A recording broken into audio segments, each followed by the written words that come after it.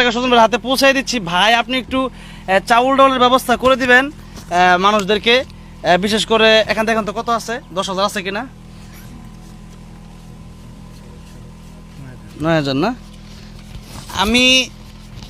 আমরা এখানে সুজন ভাইয়ের হাতে আমরা খাবার দেওয়ার পরেও 10,000 টাকা সুজন ভাইয়ের হাতে পৌঁছায় দিয়ে গেলাম।